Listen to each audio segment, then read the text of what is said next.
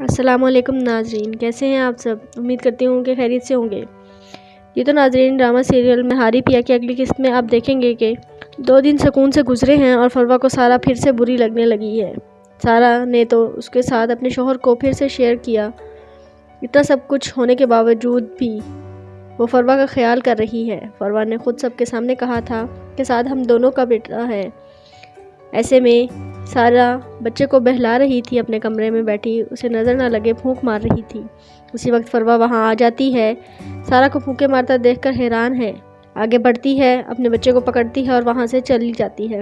اپنے کمرے میں جا کر پریشان ہوتی ہے کہ پتہ نہیں کیا کچھ پڑھ کر پھونک رہی تھی میرے بچے پر۔ سوتیلی ماں ہے، اس کی سگی ماں کیسے ہو سکتی ہے؟ فروا اپنی ماں سے اس کا ذکر کرتی ہے۔ وہ فوراً فروا کے ذہن میں زہر بھرنا شروع کر دیتی ہے سارا کے خلاف، کیونکہ اس طرح فروا کو دوبارہ اپنی مٹھی میں کر سکتی ہے۔ اس کی ہمدرد بنی اسے کہتی ہے کہ اپنے بچے کو سنبھال کر رکھ، پتہ نہیں کیا پڑھ کر پھونک رہی ہوگی، دم درود کر رہی ہوگی۔ ماں نے جس انداز میں فروا کو ڈرایا وہ واقعی ڈر جاتی ہے۔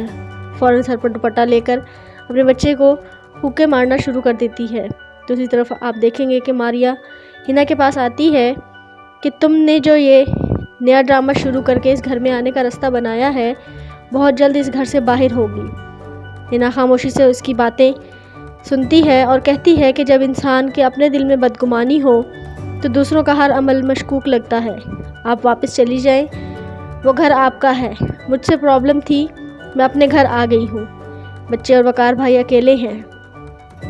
ماریا کو سمجھ آ چکی ہے کہ اس گھر میں اب اس کی کوئی حیثیت نہیں، لیکن جاتے جاتے وہ لازمی سارا اور فروا کو لڑوانے کے لیے ان کے خلاف کوئی بات کر کے جائے گی، تاکہ اس کے جانے کے بعد بھی گھر کا سکون برباد رہے۔ اتنے میں فواد فروا کے پاس آ کر کہتا ہے، میں نے تمہارے لیے نئی گاڑی بک کروا دی ہے، بہت جلد تمہیں تمہاری نئی گاڑی مل جائے گی۔ ادھر فروا کہتی ہے، لیکن مجھے گھر چاہیے جس کی میں مالک ہوں، آج پہلی اور آخری خواہش کر رہی ہوں، اس کے بعد کچھ نہیں مانگوں گی۔